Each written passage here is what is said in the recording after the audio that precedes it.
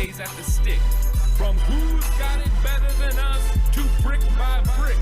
It's always the 49ers way, from off-season to game day. Yeah, we talk back. It's the 49ers Cutback.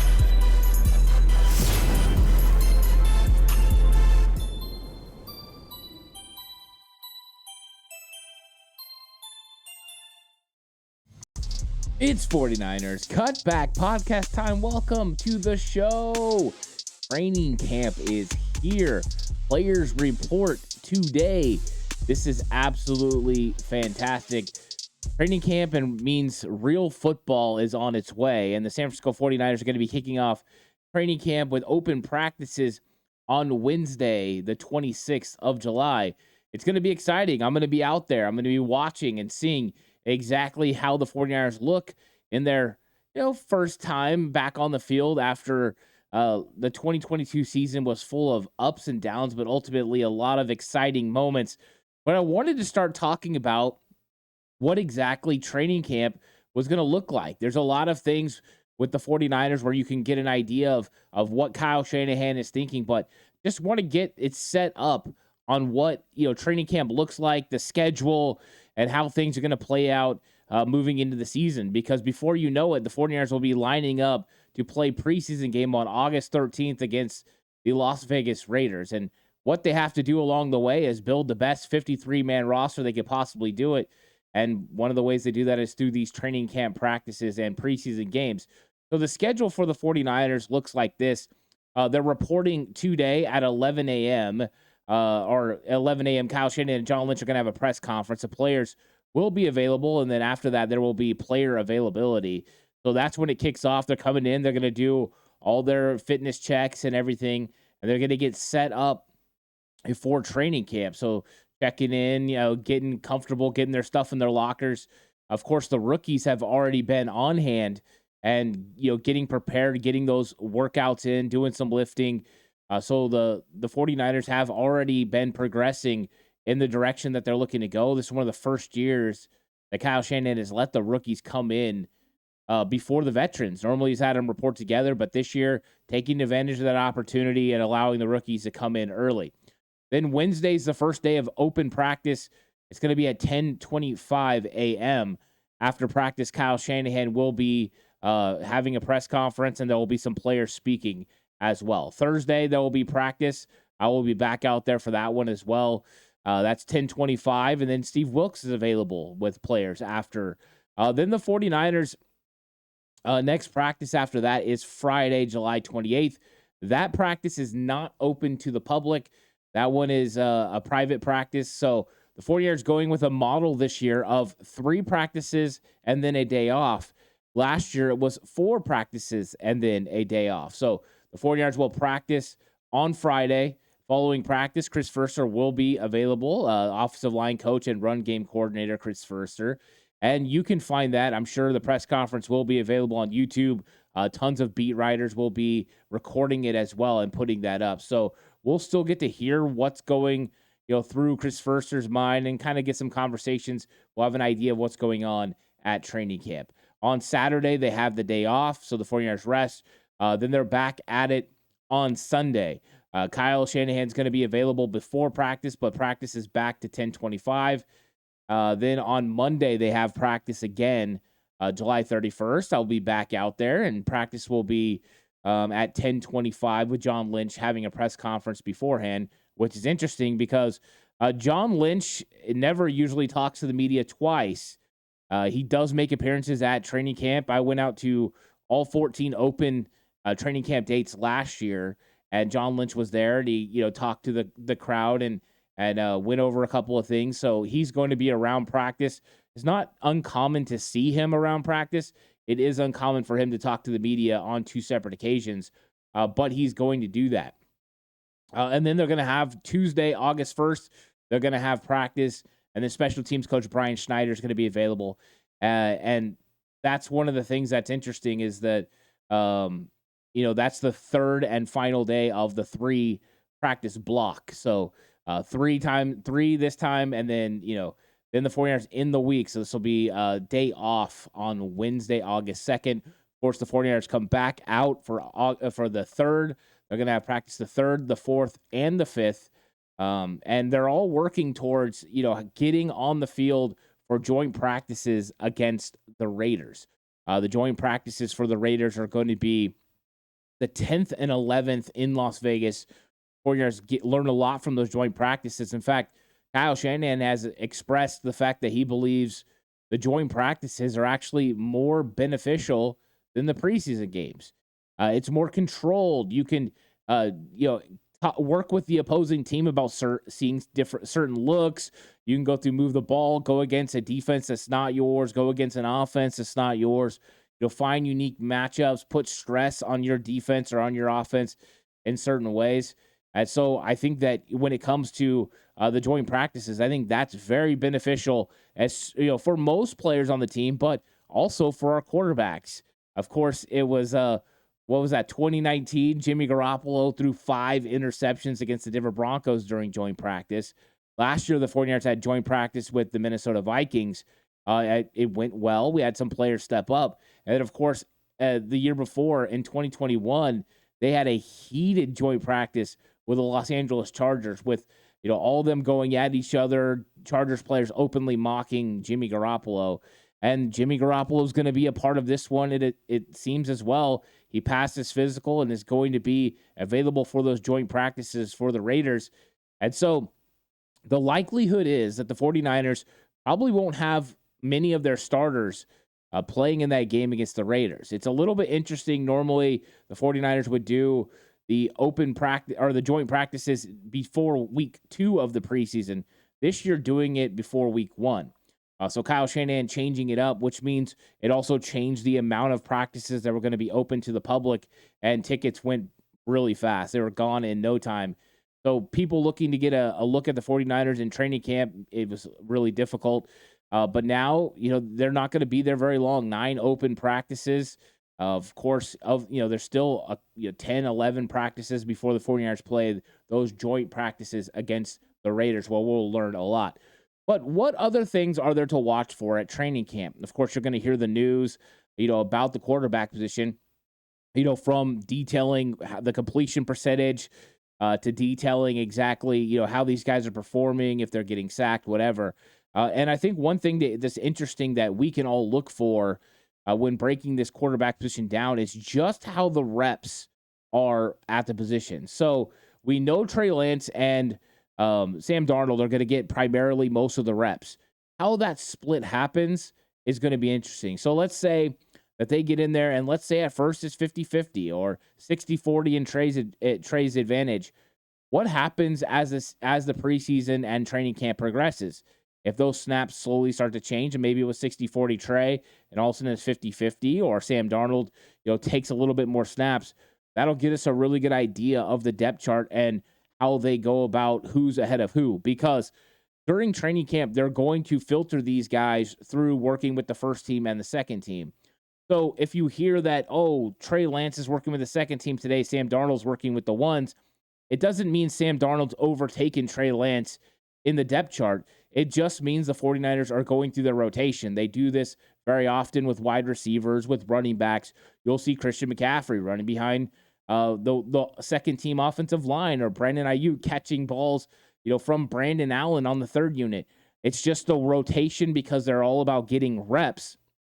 And they also want to give other players looks. If you've got Ambry Thomas as a part of your second unit, you could have him going against Ray McLeod and Juwan Jennings every single snap, or sometimes you can have him go against Deebo Samuel and Brandon Ayuk. That way, not only can he continue to work on those reps, but you can really get an idea of how he looks against them and how he's going to play them, because that's what you're going to be going against in the NFL, the cream of the crop, the best players, and giving them a variety of different looks is exactly what you want to do in practice. But you want them playing against different talent. You also got to control the amount of reps that these players get. Very important for the 49ers to make sure that they don't overwork any players at any position. That's part of the reason they have so many wide receivers. You're going to go through a ton of routes when you're out there at training camp. You have 4 quarterbacks, and of course, part of it, Brock, we don't know when he's going to be available, but they're going to be getting their reps. Of course, Brandon Allen's going to get way less reps than the other two quarterbacks ahead of him right now, because he is that third string, and that's what we saw from Brock Purdy last year. He didn't get as many reps as Trey Lance or Nate Sudfeld, and then eventually we seen him getting a little bit more reps. That's why watching reps are important, and I think that's going to be the case with several positions. Also, is Brock Purdy going to go on the PUP list? When he reports today, will the 49ers put him on PUP, or will they just let this thing play out? Of course, they don't have to, but I think it's something interesting to watch. I think if he doesn't go on PUP, the likelihood is at some point they expect him to come back during training camp, and I think the 49ers would love to have Brock Purdy be able to come in at some point and ease back in. How much practice does Brock Purdy need to be able to start week one? I think that's a big conversation. We won't know that. Of course, Kyle Shanahan won't know that for sure. I'm sure they have an idea of how many reps he needs to be 100% and be comfortable within this offense. But the only way you can know is by actually putting him on the field and seeing how his body is reacting to those stressful situations of getting rid of the football on time, seeing a pass rush, just being able to engage his lower half when he's making his throws and take some of that pressure off that shoulder. But you just don't know how much rust is going to be, on Brock Purdy when he goes in there. So there's no real way to know how much time he needs to prepare for week one. Only that Brock Purdy wants to be prepared and be ready for week one. That way he can start. He doesn't want to leave any opportunity for one of these other quarterbacks to step in, play at a high level, and Brock to never get his opportunity again. If he doesn't get his opportunity, then you got to feel like it was a wasted opportunity that he had last year. Even though he proved that he could play in this league, you want to be a starting quarterback. It's like Steve Young said, if you want to talk to someone who wants to play, come talk to me. That's what he used to say when reporters would talk to him about wanting to play over Joe. You never want to be the backup quarterback if you're yearning to be a starting quarterback in this league. You want that opportunity. Brock Purdy had the opportunity, he seized it, but then injury could give an open window for Trey Lance to be able to step back in, or Sam Darnold to even have a shot to become the 49ers quarterback, because in realistic terms, the 49ers are looking for their franchise quarterback. They don't care which one of these three it ends up being. As long as they find their franchise quarterback, they're going to be completely fine with whoever it ends up being. Next up, we got to check what's going on with John Feliciano. John Feliciano, the 49ers signed him. He played for the Giants last year at center. He was their starting center for 15 games. And the reason I want to watch his snaps is because last year the 49ers had Spencer Burford rotate with longtime offensive lineman Daniel Brunskill. Brunskill was going to be the starter, but then was injured and really came into camp late. I remember I was there the first day that Daniel Brunskill showed up to camp, and the 49ers started working him in a rotation with Spencer Burford. I believed that, once Daniel Brunskill got up to strength, he might overtake Burford, but that was never the case. The 49ers decided to go with a rotation. And then you started to watch other rotations as well. The 49ers started working Daniel Brunskill at center. He was working a lot with Jake Brendel, and they were splitting snaps. And then there was the conversation, is Daniel Brunskill going to potentially, beat out Jake Brendel? Well, we've got a similar situation this year. Though the player is not Daniel Brunskill, those questions still remain with John Feliciano. John Feliciano has the ability to play guard and center and played at a high level. So will the 49ers look to engage a more of a rotation between Feliciano and Burford? Are they going to split snaps at guard, and they're just going to double down on the fact that it worked last year, it could work again? Or is Spencer Burford going to be the outright starting guard for the San Francisco 49ers? And then how many snaps is Feliciano taking at center? Coach Chris Verster has been pretty clear that Feliciano was going to be used in both roles.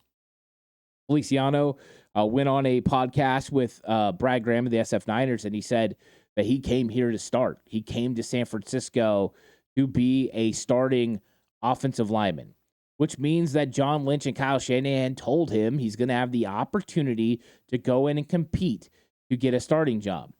You would think with the young player like Spencer Burford, the 49ers would want him to develop, and that with a player like Jake Brendel that they just brought back in free agency, there wouldn't be that opportunity. But with John Feliciano believing that, and with Kyle Shanahan, the way he uses his team, it's a meritocracy. You've got to think that he believes that he has an opportunity to go in there and start, whether it's guard or center.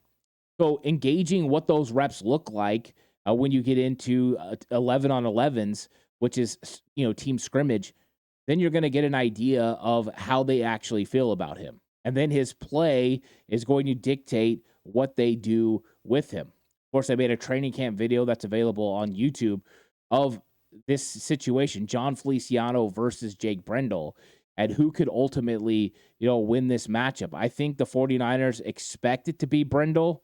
The relationship he has with Chris Foerster has been well documented.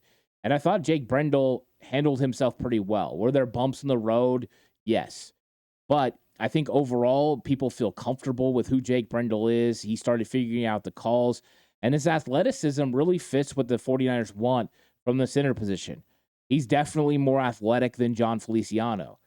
Question marks remain. Even though Brendel gets to the second level, which is linebackers, in this offense at a higher rate than Feliciano, Feliciano does better when he gets there. Jake Brendel can sometimes lose those blocks, and also he struggles sometimes to anchor in the pass. But Brendel's a very good player, and I think the 49ers would feel very comfortable with him being the starting center. It's just those give and take between the two guys. It's going to be curious to see who ultimately wins the job. If I had to guess, I would say it's Brendel, but monitoring John Feliciano's reps is going to be something that everyone should pay attention to during training camp. The other thing I'm wanting to watch is the rotation at tight end. You've got George Kittle, but then you've got 4 guys, and I guess 5 guys if you want to throw in Troy Fumagalli, who was with the 49ers in training camp last year and is back this season. But you've got the 2 young guys, Braden Willis and Cameron Latu, against Charlie Warner and Ross Dwelley. And the reason it's so interesting is at most the 49ers can keep 4 tight ends. They would probably like to keep 3. That's usually what most teams keep is 3 tight ends. Of course, the 49ers use 2 tight end sets more than almost any other team in the NFL. But the 49ers have been looking for a player that can be a balanced attack behind George Kittle. They're hoping one of these guys or both of these guys are going to be able to help the room. But how far along are they? I think conventional wisdom is Cameron Latu is more of a developmental piece as he went from playing outside linebacker at Alabama to now being a tight end. But the 49ers used a 3rd-round pick to get him, or they used a 7th-round pick to get Braden Willis. So watching how these guys are used in the rotation is going to be interesting. I fully expect Charlie Warner to come out and get those second-team reps early on. But how quickly are Cameron Latu and Braden Willis going to move up this depth chart? What kind of plays are they going to be able to make? When they have red zone practice at training camp, is Cameron Latu going to excel? If he does, because that's something he was good at Alabama, we might see him move up the depth chart really quickly. I think in a perfect world, the 49ers would get Braden Willis, who could block and could catch the ball and run after the catch, to beat out a guy like Charlie Warner, and then get, Ross Dwelley beat out by Cameron Latu and go in there with 2 young guys. But knowing those 2 young guys are going to be capable is going to have to be proven through training camp. And then after that, who is it? Is it Charlie Warner? Is it Ross Dwelley? Who's the 4th tight end? And I'm not saying that's the order at which the depth chart's going to be, but that's going to be a big question with this tight end room, is who ultimately is going to be the 49ers tight ends 2, 3, and potentially 4. I'm also going to keep an eye on Colton McKivitz. He's one of the things you must watch at training camp. He is the only starter for the 49ers on the offensive line that didn't start last year in 2022. So Colton McKivitz is going to be a guy to monitor, see how he handles going against Nick Bosa, Drake Jackson, Cleveland Farrell, and just how he operates, within this offense. I think they feel comfortable with him because they've had him in the organization since 2020. So they know what his strengths and weaknesses are, so they can use his strengths to their best advantage and try to disguise his weaknesses the best way possible. But I want to see how much he's improved in blocking in the run game. Run blocking has been something that, maybe hasn't been top notch for Colton McKivitz, where his counterpart last year was a lot better at it with Mike McGlinchey. But I think Colt McKivitz is a solid tackle, but I want to see at what level. And I want to see the kind of chemistry when you get into pass blocking between him and Spencer Burford, and how they're able to work together. I think that's going to be something very interesting for this 49ers offensive line as Chris Foerster tries to get the camaraderie. With four guys being consistent from last year, it shouldn't be that hard to figure out. But Colt McKivitz has a player like Matt Pryor that's waiting to potentially step in there and get a starting job over Colt McKivitz if McKivitz, for any reason slips. So you got McKivitz versus Matt Pryor and Jalen Moore potentially as well. Another offensive tackle to watch is Leroy Watson. Last year, the 49ers signed him as an undrafted free agent out of the University of Texas, San Antonio. He was a former teammate of Spencer Burford, and they've seen a lot of development from him, from going from 270 pounds to over 300 pounds during the offseason. But how far along is he? Is he far enough along in his development that he could push Matt Pryor and push Jalen Moore to be the swing tackle? That's what I want to see. I want to see if Leroy Watson's working with the third team or if he's able to work his way into the second team. If he works his way into the second unit, he has a real legitimate chance to make the 49ers 53-man roster. And with his size and length, 6'5", over 300 pounds, 35-inch arms in length, you got to think he's a player that could be exciting. Because ultimately, the 49ers need to make sure they have a swing tackle just in case Trent Williams isn't healthy. And just through recent memory, Trent Williams has struggled a little bit to stay healthy over the last few years. He's healthy for the most part. He stays on the field, but there's always a game or two where you need someone to fill in. Last year, the 49ers had a little bit of a struggle with Jalen Moore early. He did right the ship, and they were able to get by and win with Jalen Moore. But if Leroy Watson can make this a competition, not only could it be good for him, but it can also push Jalen Moore to be a better player. A defensive end opposite of Bosa. It's one of those things that has been a big question mark all throughout the offseason since Samson Ebukam left and Charles Omenihu was who was going to start opposite of Nick Bosa. 49ers shored up the interior defensive line with Javon Hargrave, but they haven't really addressed the outside edge rusher opposite of Bosa. So you've got the question marks. Is it going to be the young upstart, Drake Jackson? Is it going to be a guy that hasn't quite lived up to expectation in Clelin Ferrell, who's coming over for the Las Vegas Raiders? I'm curious to see, number one, who's on the starting unit. If it's Drake Jackson, then we're going to keep monitoring that depending on how he does. Or is it Clelin Ferrell? And then Drake Jackson is competing with him. I think it's interesting because Drake Jackson has put on close to 15 pounds of muscle during the offseason. So how will he handle setting the edge against the run? If he's doing it at a high level, then this is probably going to be Drake Jackson's job. If he's not, then he's going to leave a door cracked for Clelin Ferrell to be able to kind of kick it down as long as Ferrell shows the ability to rush the passer at a high enough level. Because you can't have a defensive end opposite of Bosa that isn't able to put pressure on the quarterback. It's going to be easier with Eric Armstead and Javon Hargrave, but you have to make sure that you have a guy that can get it done. Because if you have a guy that can get 6+ sacks opposite of Nick Bosa, you have an elite defense. You don't, your defensive line is just pretty good. So you're hoping that you're going to get even more than that, more than 6 from that position. But I think the 49ers would be happy getting that type of production, which is more production than you got from Samson Ebukam or Charles Omenihu. So who is going to be starting at the Sam linebacker is another thing to watch at training camp. Those opening reps, I fully expect to be Oren Burks. I think he's going to get the reps in base 4-3 sets with Fred Warner and with Aziz Al-Shire with Dre Greenlaw and Fred Warner. So whoever gets those reps early is going to be probably Oren Burks. But then after that, how does that rotation go? Does it start with Demetrius Flanagan-Fowles? Is it Marceline McCurry-Ball, Jalen Graham, or D. Winters? It's going to be fun to watch how the makeup of this linebacker room ultimately goes. But I think Oren Burks being the starting Sam early on is probably not a big surprise to most, that watched the 49ers last year and seen him step into that role. The fact they did not tender a contract to Demetrius Flanagan-Fowles, let the restricted free agent run its course and then bring him back on a cheap deal means I believe Oren Burks is ahead of him on the depth chart. And then we'll see what we get from the young players. McCurry Ball potentially playing Mike linebacker.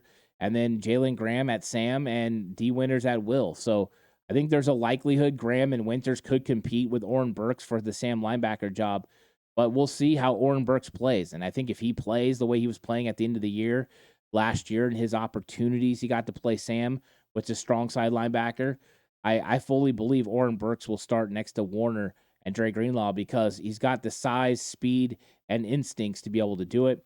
And he feels comfortable in the 49ers defense now that he's played it 1 year. What those twists and changes will be with Steve Wilks, we'll still have to see. But watching how this happens, if all of a sudden Oren Burks goes from getting, a majority of the reps to his reps slipping, and you start seeing one of those rookies getting some reps with Fred Warner and Dre Greenlaw, which, I mean, we'll see it some, but if it becomes more consistent, then we might have a question mark about who starts at Sam linebacker.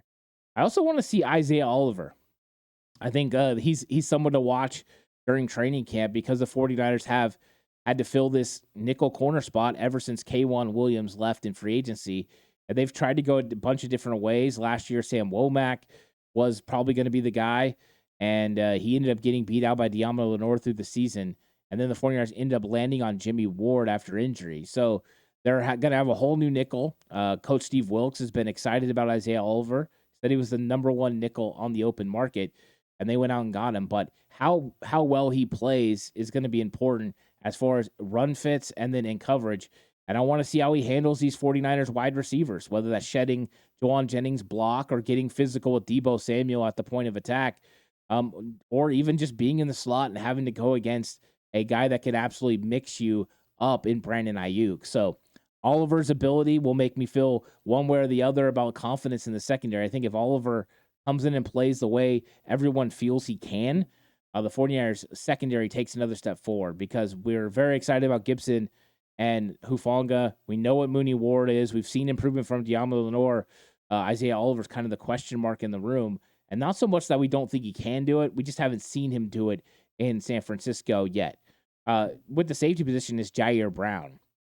How many times is he used in 3 safety looks in the dime package?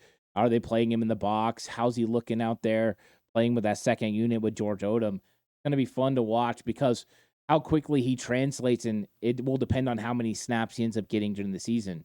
In 2021, when Talanoa Hufanga was a rookie, he got 44% of the snaps, or 41% of the snaps. That's a pretty good margin for a rookie coming in and playing in place of different players like Jaquiski Tart or Jimmy Ward, depending on situation. So I don't expect Jair Brown to get that kind of playing time because Tashawn Gibson and Talanoa Hufanga play so well together. Of course, injury could dictate that he gets on the field more, but seeing exactly who he is and how he's translating to this defense is something that's going to be fun to watch at training camp. And then last up, Jake Moody. What is Jake Moody going to be for the 49ers? Of course, they're going to have a competition between Moody and Zane Gonzalez, which is the first kicking competition in San Francisco that I've seen at training camp in a long time. So that's going to be fun to watch, just seeing how these guys handle going through their motions and making those kicks. I fully expect Jake Moody to come out on top of this battle, but still, it's going to be a fun one because the 49ers, elected to not go with Robbie Gould. And Robbie Gould expressed that he would have liked to have come back, but the 49ers decided to pivot another direction and go with a young kicker who's definitely a lot cheaper, has a stronger leg, and could provide more opportunities for the 49ers to potentially, pin people deep, but also convert on field goals that are plus 55 that they haven't been able to, or even plus 50. Robbie Gould's length was kind of getting there close to 50 yards. And I think the 49ers a lot of times punted and played field position instead of taking the points. And I think Jake Moody, as long as he's accurate, has the leg to be able to allow the 49ers to get points on those drives that stall, maybe where it would have been a 55-yard field goal. Now those are makeable kicks for Jake Moody. And I think the 49ers are excited about that opportunity. So these are just some things to watch. Of course, there's going to be lots more storylines depending on, who's showing out, who's making plays. Heaven forbid there's any injuries. That will change and dictate what happens at camp. And also Brock Purdy watch. We're just going to keep an eye. Last year, it was Jimmy Garoppolo running on side fields and all that. This year, it'll be Brock Purdy. When's Brock Purdy going to actually, make it onto the field and be able to produce. It's going to be a fun training camp. I'm looking forward to getting out there and experiencing 49ers football for 2023. Thanks so much for everyone for watching and listening. Really appreciate all of you. 49ers Cutback on Believe. Really having a lot of fun doing the podcast. Thank you guys so much for checking in. There's going to be plenty of content coming your way about training camp. So whether you listen on audio platforms or watch on YouTube, it's going to be available on both. So make sure you come on by. Leave me a comment. If you're on audio platforms, leave me a 5-star rating. I really appreciate that. Until the next time, stay safe. And remember, the right way is always the 49ers.